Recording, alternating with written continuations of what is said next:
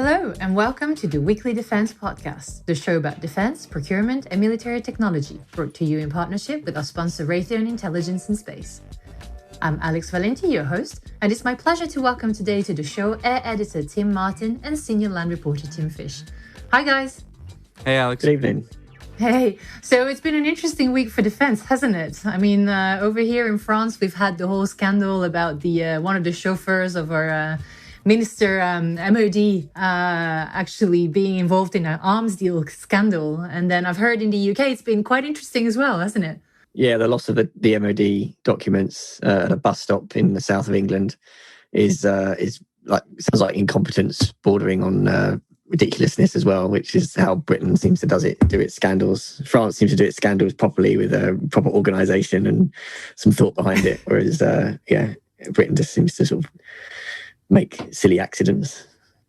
I don't know. I like the story of like all the documents being left in a soggy mess behind a bus stop. Yeah, I mean, it was impeccable timing, really, wasn't it, with what's happened with HMS Defender. I mean, it couldn't have come at a worse time for the UK. And I suppose with the disinformation wars with Russia and so forth and everything that surrounded that, crazy times. Yeah, so it seems that what they were saying in those documents is that effectively they meant to actually provoke Russia. Yeah, definitely. I don't really recall and the Royal Navy doing anything like that really in the past. It was definitely designed to test Russia's resolve and see what kind of reaction they'd get in the Black Sea, which is basically Russia's backyard and has been for a long time. So it's kind of the same as sending the carrier strike group through the Straits of Taiwan to kind of test to see what the response from China would be. So it's definitely pushing our ships out there and just making sure that everyone knows that they're there and Russia and China aren't going to get away with what they used to get away with in the past. Yep. Well, it's of course this is not the news for today. It's not what we're discussing, but I thought it was worth mentioning for our listeners and just to see what you guys were thinking, because I thought, interesting week for defense. So now let's start our agenda for today, shall we? So we will start with last week's UK National Audit Office reports into MOD procurement programs. Now that we've all had time to digest it, we will dissect some of the key findings together across the air, land, and sea domains. In the second part of the show is Tim Martin in conversation with the Vice President and Program Director of the Future Long-Range Assault Aircraft Program at Bell, and they will discuss some of the recent news concerning one of the competing platforms, the V-280 Valor tilt rotor. But that's only a very short synopsis of what's coming up shortly. But first, as always, let's have a look at our top stories in defense this week. So the Royal Canadian Navy commissioned its first of 8 Arctic and offshore patrol ships, Harry the Wolf, on the 26th of June as the country seeks to bolster its capabilities in the high north.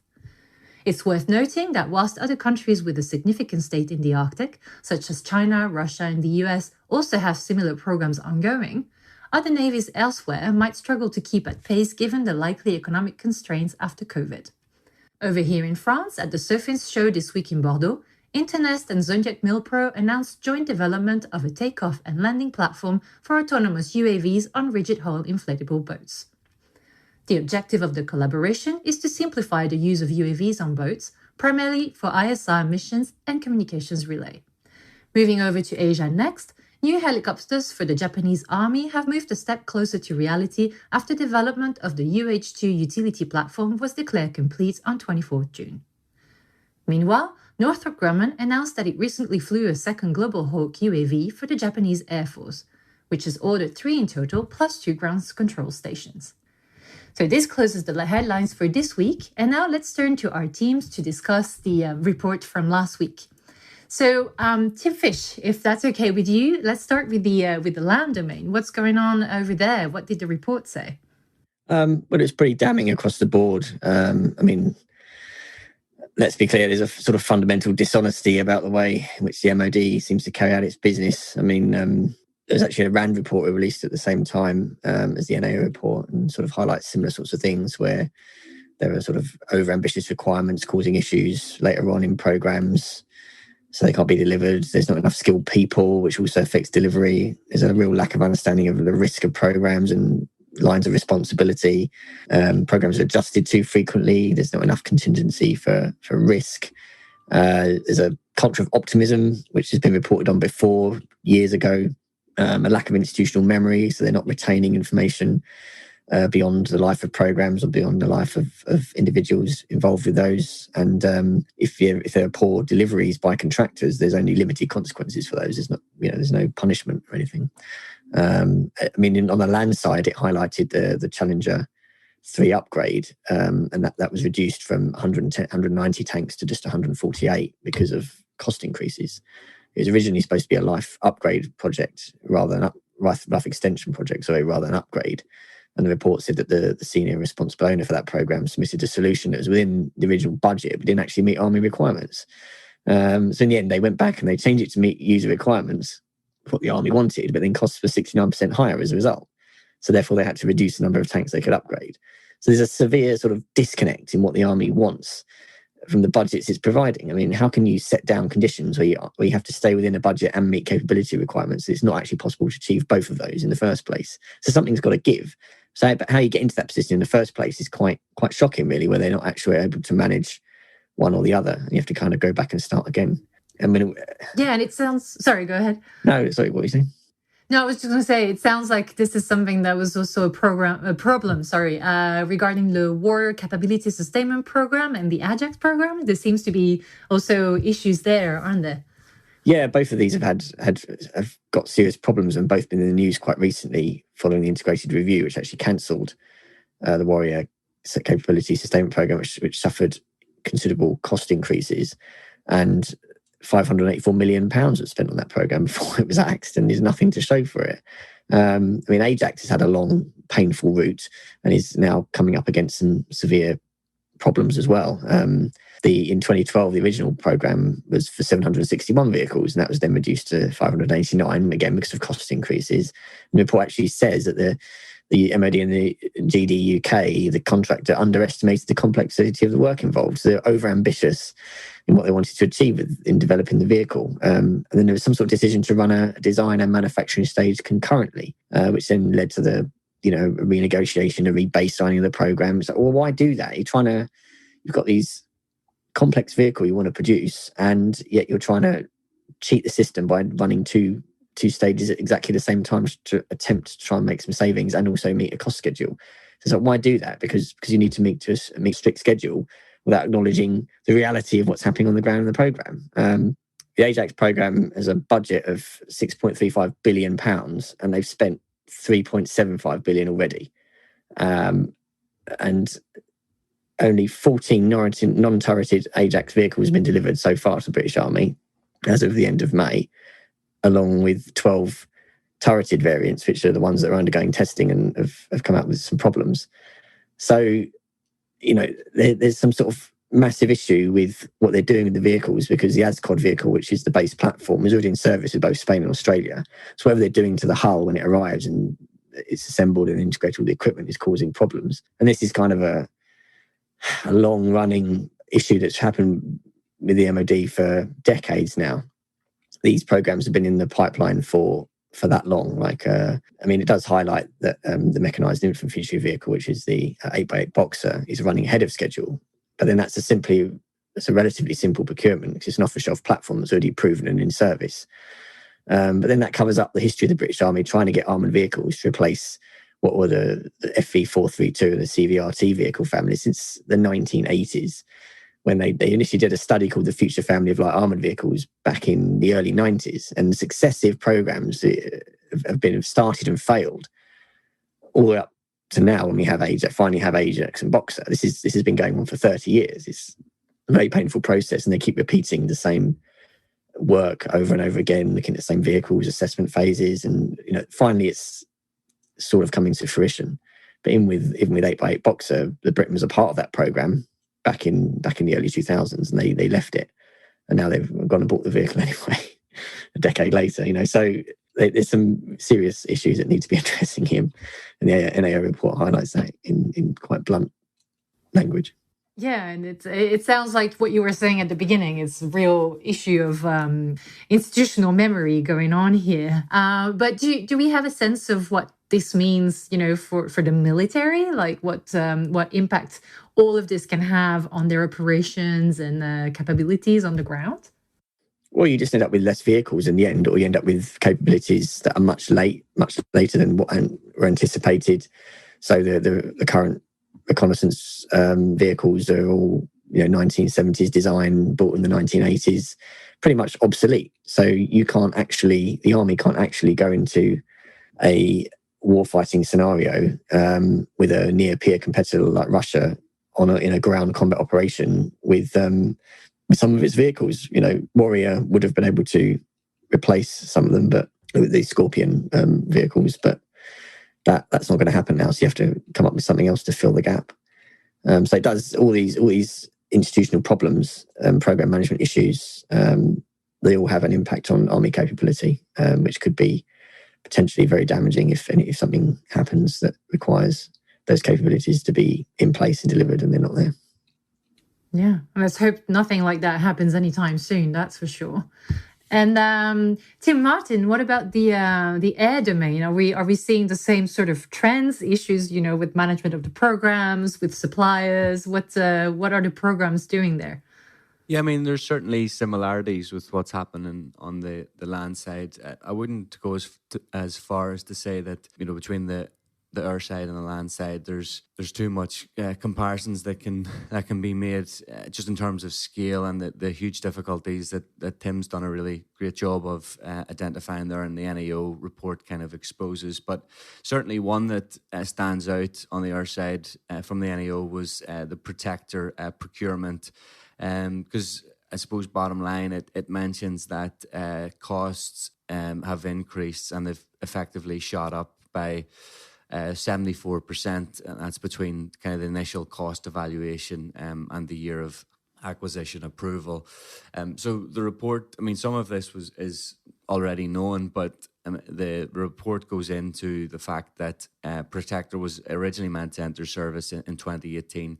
And then, and also initially forecast to meet an IOC of July 2021. So, which would be just round the corner, clearly. But, a long time ago, that timeline was amended just due to the budgetary pressures. But really, to read from the report, it says that the single largest element of the forecast cost increase for Protector was the decision to defer the programme for short-term affordability reasons and not due to contract management issues, and then further slippage has occurred due to delays in the department's provision of supporting infrastructure. So it's obviously a critical capability for the UK and the RAF, and is to succeed Reaper. But actually, you're into a bigger problem here in terms of the fact that initially, you were looking at cost savings and steadying the program by delaying it. At least that's, I guess, what the MOD would argue. But now you've had to increase Reaper procurement because there's 50 million of additional money has had to be put forward for Reaper, and that includes 13 million production contract for one additional aircraft.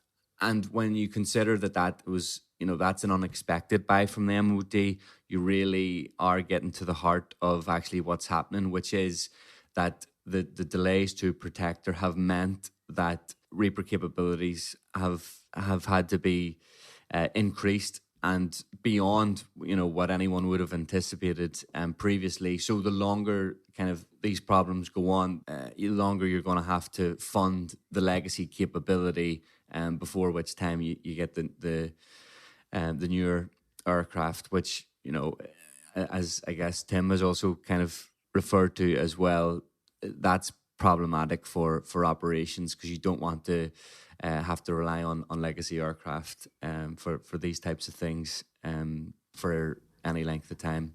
Yeah, well, that makes sense. And also, reading from the articles that were published by Shephard, I saw that there was also a big problem with value for money. So can we, So they're having to increase, the number of Reapers whilst they're waiting for the Protector. But is it worth it? Can we consider that the Protector is still considered good value for money at the MOD? Well, that's probably goes to the heart of the conversation, to be quite honest. So, in terms of value for money and the process by which that can be judged, certainly from a parliamentary perspective. So, there's accounting officers that are really their judgment goes before Parliament if there is issues of concern, let's say for defence contracts and procurements, and so they said that despite the fact that Protector costs had increased by £326 million, the programme itself still represented value for money. I would say most people would disagree with that. If you're, £326 million over a budget, it's very, very hard to argue that that's value for money. But that is the official that's the official judgment at this point. But moving really with the program itself, I thought actually what was interesting to come out of the NAO's report as well. In a footnote, it actually mentions that Protector was originally meant to be a fleet of 13. It's now 16, and actually there was talk of it being 16 with an option for 10, so there could have been 26 altogether. In the integrated review, it is confirmed that it's 16. There's no mention of an additional 10 or exercising that option with the US. And then in 2023, there's deliveries due to be made to RAF Waddington in Lincolnshire, and so they'll be operated with 31 squadrons. So that's kind of the overall picture and what's coming down the track. But yeah, to cut a long story short, it's really not good news that the NAO have delivered here. Yeah, it doesn't sound like it. And what about the Airbus delivering the A400M transport aircraft? Do we have good news there, or are there also severe delays? Yeah, that's probably the other procurement of note behind Protector from the NAO report. It doesn't go into a huge amount of detail on that one, but it does suggest that the difficulties from the Airbus side have effectively cost the UK quite substantially, because it's led to 6-year delayed entry into service for the A400M.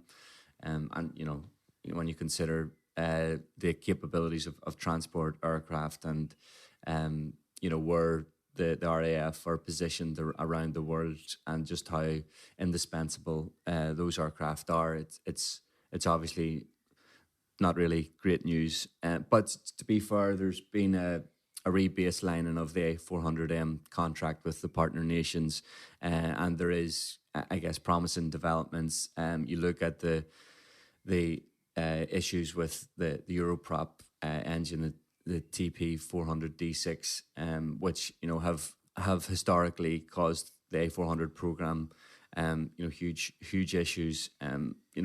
There seems to be, or there definitely is good news on that front, given that the propeller gearbox replacement effort is going so well. So there's definitely positive signs in A400M. I guess the NAO are just taking the big picture and looking at past and present. And so yes, it is of course fair to say that there has been a 6-year delay, but that again, it isn't actually in particularly. I wouldn't consider it news. Those delays and the problems that have surrounded the big program have been kind of well highlighted down the years.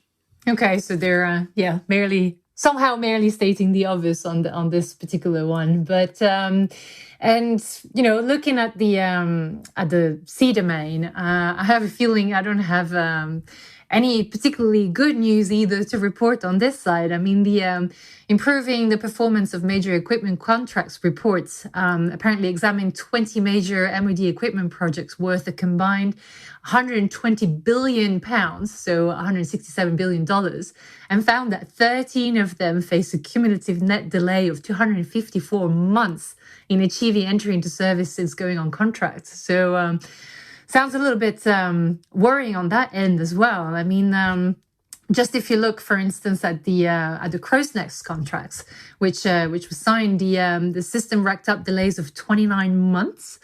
Although apparently it recently entered initial service with the Royal Navy Carrier Strike Group in 2021.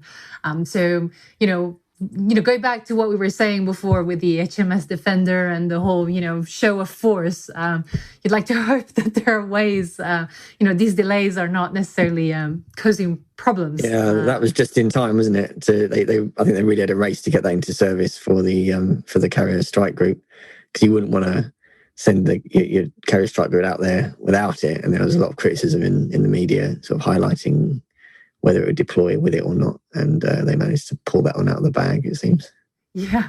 Well, let's see how it does operationally, though, because as you said, if they just pulled that one out of the bag, it is an early warning capability. So it's quite crucial, as everything in a Carrier Strike Group. But yeah, you'd like to hope it works out well.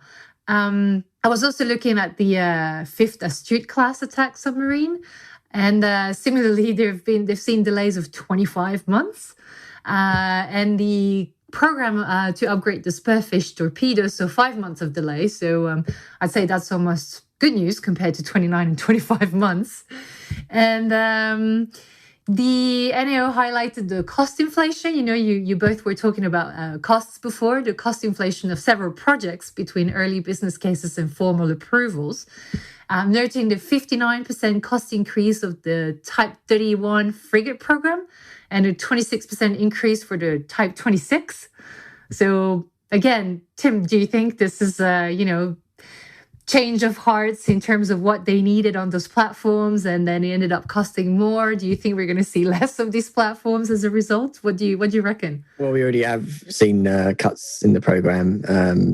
It all started with Type 26, which is quite funny, really, because that Type 26, when it was initially envisaged under the Future Surface Combatant program, was supposed to be a complete replacement of the Type 23s, and it was also supposed to be like a globally exportable, like cost-effective frigate that would compete in the international markets and put Britain back on the kind of warship export sector again, which it hasn't been for a very long time. In the end, when you look at the cost increases on the Type 26 frigate, I think it was about 8 billion, and then it went up to 12 billion. So numbers end up being cut down to what we have now, which is 8 ships, because it was originally 10 and then 13. And so it's had a lot of movement, shall we say. And so now we've got 8 ships, and the program was split in half, which is why you've now got the Type 31 program, which is the Type 31E, which is supposed to be now the cheap, affordable export frigate, whereas the Type 26 had to kind of moved away from that because they're now probably over $1 billion each, which is what Britain paid for a Type 45 destroyer back in the day. So these cost increases have suffered, but ironically, the Type 26 has actually been very successful in the export market, not because of what they were, not intentionally, because the cost of the frigate went up so much, but mainly because the geostrategic circumstances have changed subsequently, and the return of great power competition means that countries like Canada and Australia have opted for it because they can afford a high-end, expensive frigate with ASW capabilities, and we're fortunately at the time looking for replacement ships in the same time frame that the Type 26 has been delivered. So that kind of came together very nicely, although I don't think it was intended that way. But the ship programs have seemed to have suffered huge kind of cost increases over time, and the Type 45 before that also was originally supposed to be 12 ships, got cut to 6. The Astute is also supposed to be a lot more, and that's now down to 7. So I think it was originally 13, as envisaged under the Strategic Defence Review in 1998. A lot of the issues with the shipbuilding programs have been quite long running because.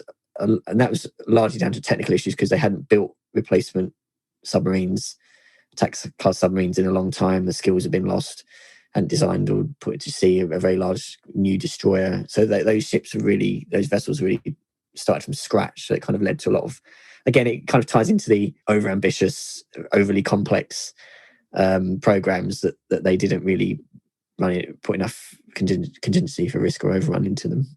So that's kind of why you have these skewed results with huge overruns and huge cost increases coming in. Even more recently, they don't seem to have learned their lesson. The first attempt to contract the Type 31 destroyer a couple of years back failed because there weren't any compliant bidders. So they had to rebid that one and very quickly and make a decision on that at some speed, because the ships that they're designed to replace are going to go out of service, and that Royal Navy wants to keep its frigate numbers up beyond sort of bare minimum levels, really. So again, it translates into operational capability. If you don't get these ships into service on time, you lose ships, and if you lose ships, you have to cut back on your operations.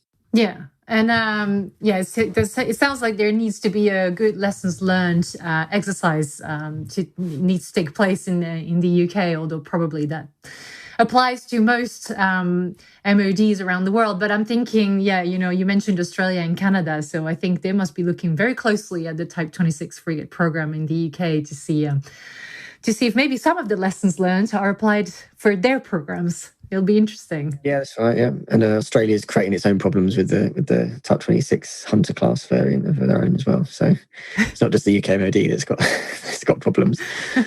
That's right. And I wish I could ask you right now what those problems are, but unfortunately we're running out of time. So I think we can coin that one for another time. But thank you very much, guys, for these really interesting debates about the MOD programs in the UK. And time for a quick reminder to our listeners. If you want to find out more about Shephard's news coverage, previous episodes of the podcast, video content, and more, please visit our website, shephardmedia.com/news. Coming up next is Tim's interview with Bell for the latest on one of the competitors for the US DoD Future Long Range Assault Aircraft Program. Don't miss it. We'll be back shortly after the break. For over 40 years, Shephard has led the defense and aerospace sector with magazines, equipment handbooks, and cutting-edge news stories. Shephard now champions the best business information and marketing solutions across digital, so your business can have the decisive edge in everything you do. Make your team the competitive advantage. Partner with Shephard today. Get in touch with one of our customer experts to discuss your needs at shephardmedia.com.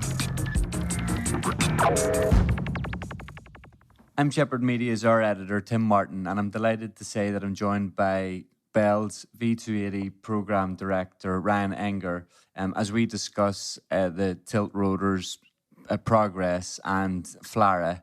So Ryan, before we say any more, thanks so much for joining us. Yeah, absolutely. Thank you, Tim. So recently there was some very interesting news from Bell regarding the wrapping up of flight tests for the V-280. So it's been a long time coming, I guess, or as these things go, maybe a short time frame, really, given it's been 3 years since first flight.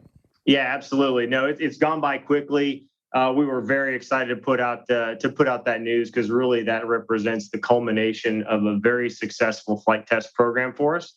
When we look at the Joint Multi-Role Tech Demonstrator Program, which that flight test was a part of, that effort started in 2013, and it was essentially a clean sheet design of a new tilt rotor aircraft for the Army Air Assault mission. And when we started that activity, we set out with very specific performance parameters in mind that we wanted to demonstrate.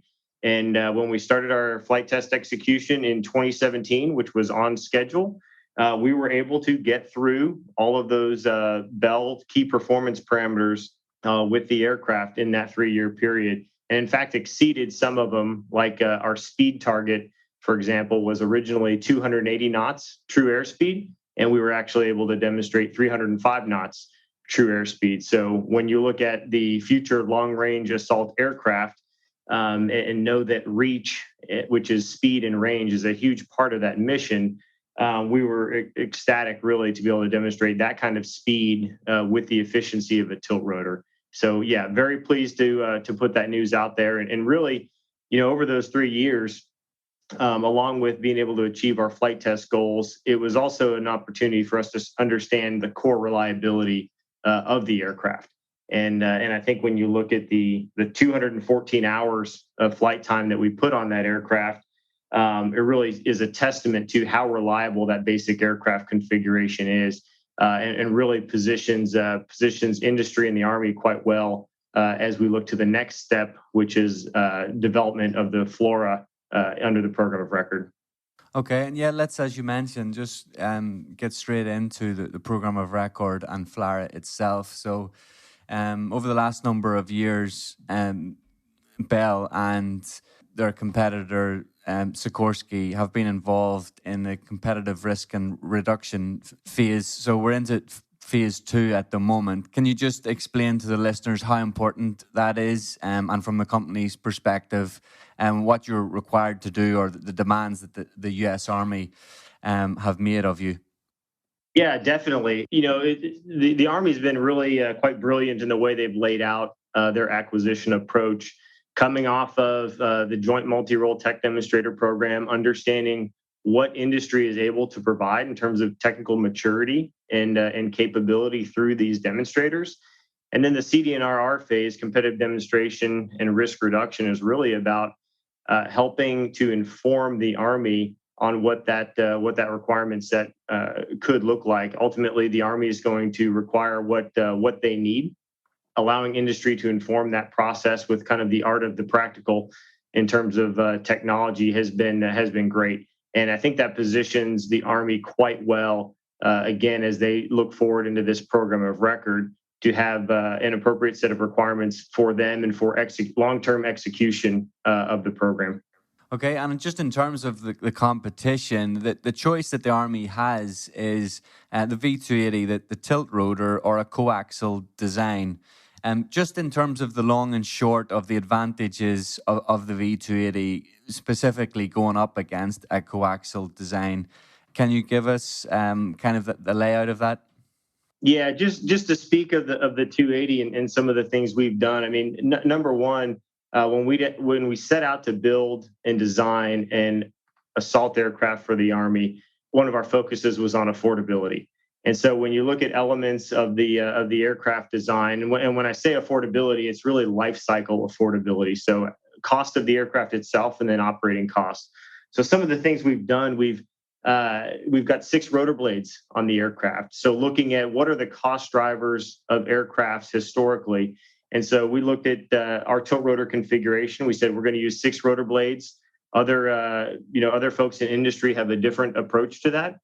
We also looked at speed as a major advantage in terms of operational effectiveness as well as affordability. And when you look at how they measure operating costs of an aircraft, it's usually in terms of dollars per flight hour. So one of the approaches that we've taken is use speed as an advantage to execute missions in less time. And the more quickly you can execute a mission, the less flight hours you put on an aircraft and the less costs associated with that. So tilt rotor is a proven technology versus a concept. We've got over 600,000 flight hours on the V-22, including combat hours, and it's performed extremely well. And it does something with that tilt rotor configuration that no other configuration can do. And so we've leveraged a lot of that, and I think that's really become evident in our flight test program, some of those successes.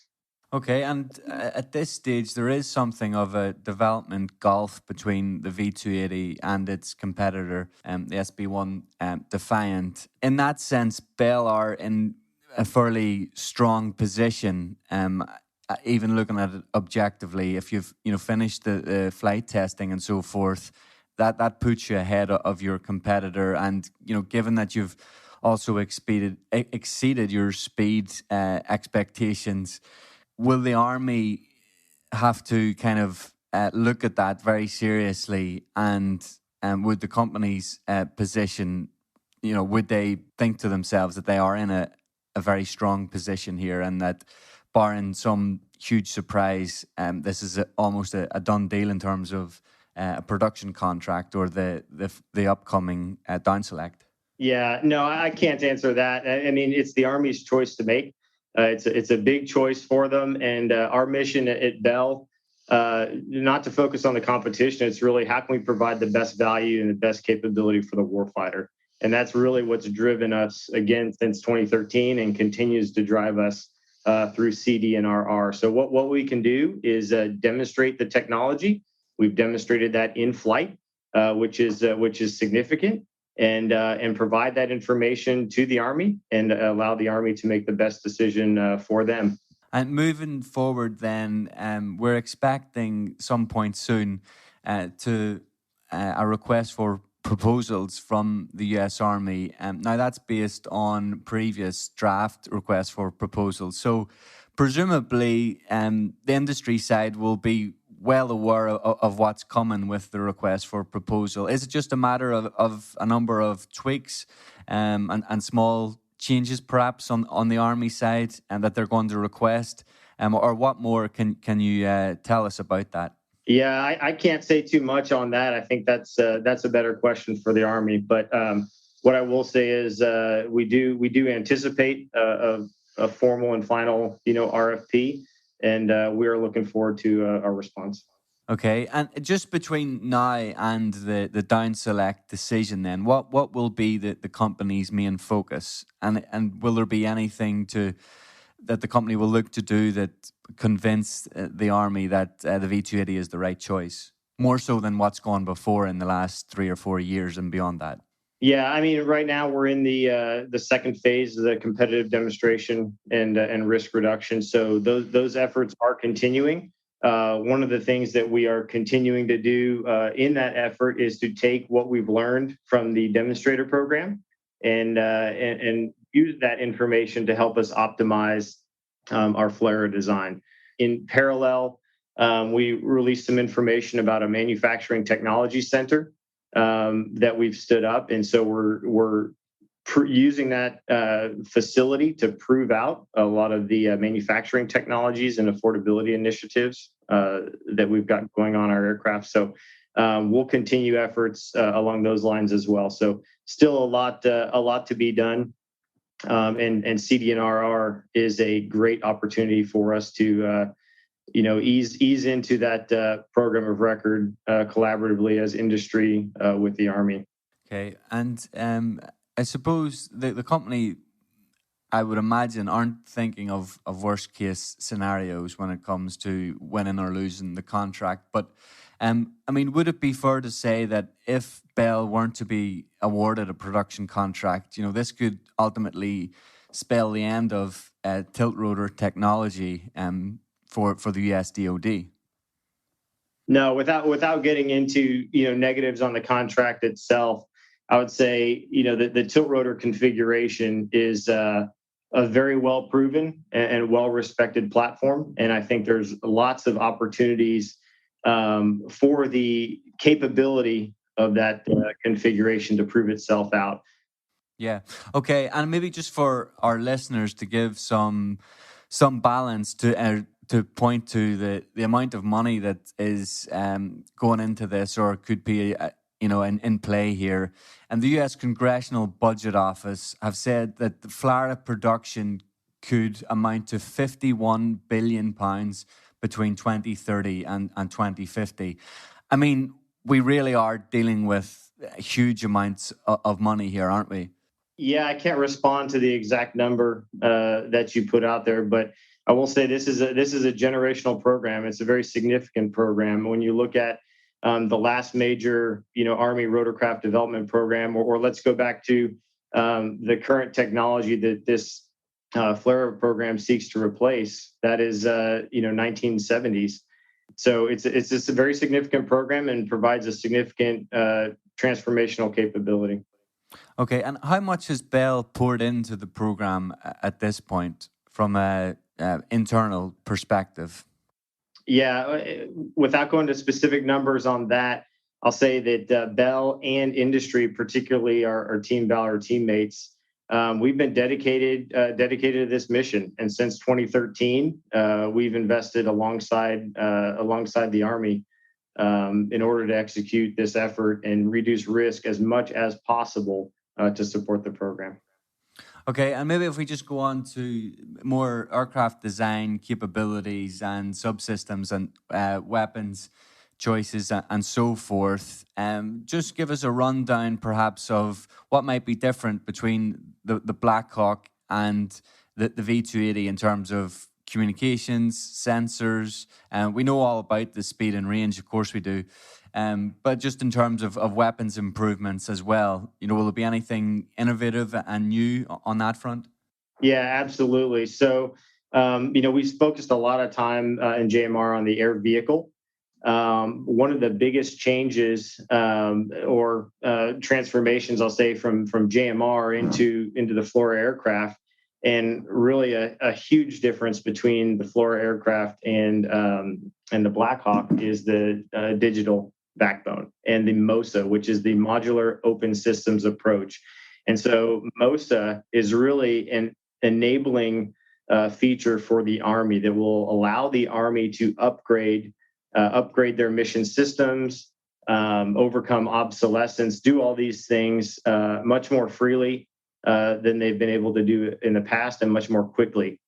So when you look at the speed of technology and how you can take those technology advancements and roll them back into your aircraft fleet and get yourself and assure yourself the ability to deter adversaries and achieve competitive overmatch, MOSA is really foundational in that strategy for the Army.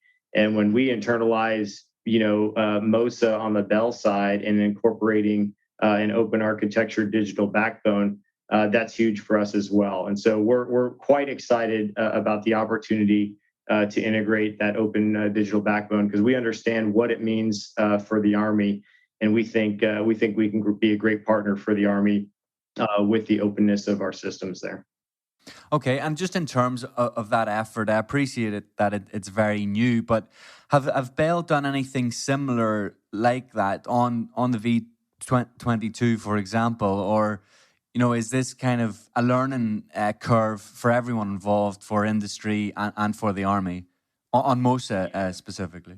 Yeah, the Army's has had numerous working groups dedicated to understanding what right looks like for an open systems approach. And again, the person who can define what right looks like is the Army customer, right? But they've worked very closely with industry to ensure that industry understands those foundational requirements. And so this is a step forward for industry and for Bell and for the government customer as well. And I think what they're asking for is very possible and very practical.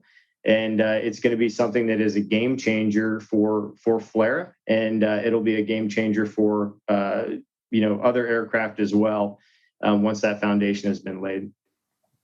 Okay, I just want to open up the conversation a bit wider to a big picture, not only of FLRAA, but also to include FLRAA. So there has been some suggestions that it may not be tenable for the US Army to award a contract to the same OEM for both FLRAA and FLRAA, really to do with industrial work share. I mean, do you think that is a fair kind of commentary, or, and because, of course, I should also add that Bell has a vested interest in FLRAA as well with the 360 Invictus.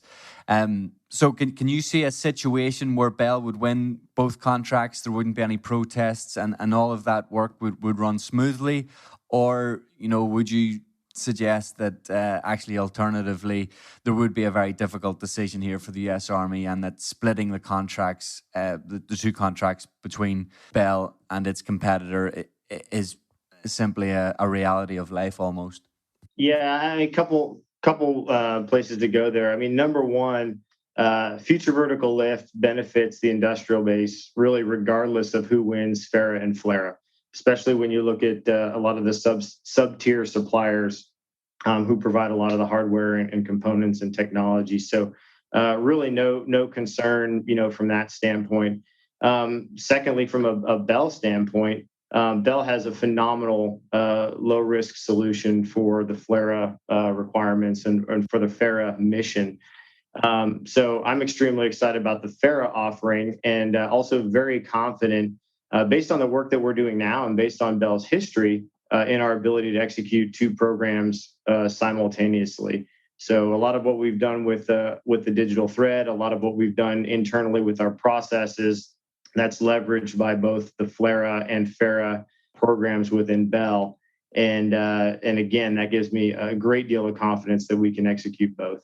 Okay, and just in terms of some of the other differences between FARA and FLRAA, one that's I think is of interest is that with FLRAA, the US Army didn't dictate an engine requirement to industry.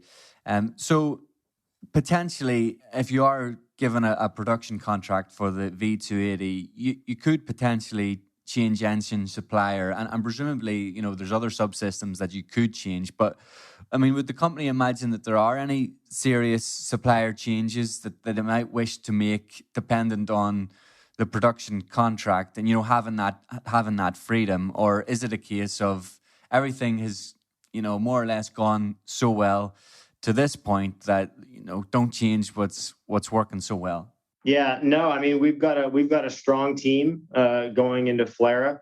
Our engine partner is Rolls-Royce. For the V-280 FLRAA aircraft. And I mean, I think that, the team through JMR and also in CDNRR and their past experiences, it's proven. And, you look at what we were able to execute with the Joint Multi-Role Program on time, on budget, meeting or exceeding the technical requirements that we set out to achieve. We've taken that and leveraged that, and we've got a very strong team going forward. Okay, just a final note to round up, maybe on export potential. Given that there is plenty of time yet before we even begin to think of that, and I know here in the UK, for example, they have ruled out consideration for FLRAA aircraft for the new medium helicopter replacement that the UK MOD has set out or is due to set out requirements for in the near future. But just in terms of the export potential, allies clearly have their eyes on FLRAA and are looking favourably at the technology involved. But do you think that the faster, I guess, the contract is awarded, then there will be potential, plenty of export potential coming down the line?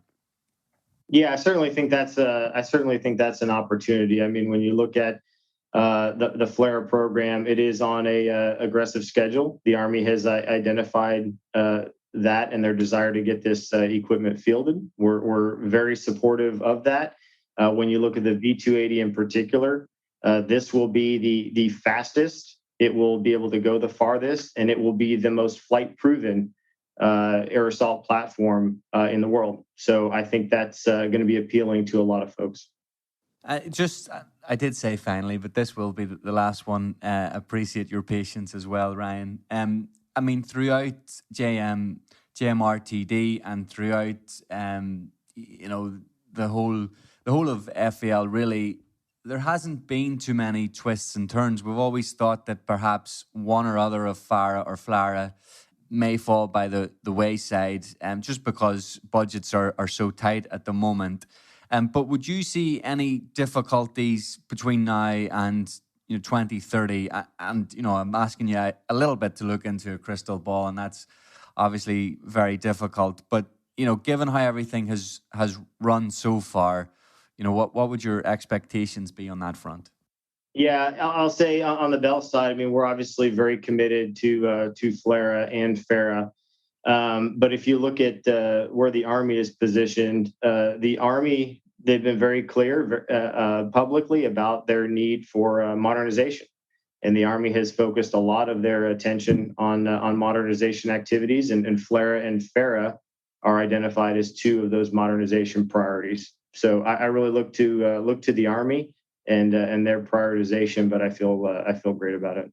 Yeah, I mean, let's hope there's no surprises. Anyway, for the meantime, Ryan, thanks so much for speaking with us. And maybe in due course, and when there's further updates, we can reconvene and have another conversation. But for the here and now, thanks so much. Okay. Yeah, I appreciate it, Tim. Thanks for the opportunity. From your home office to out at sea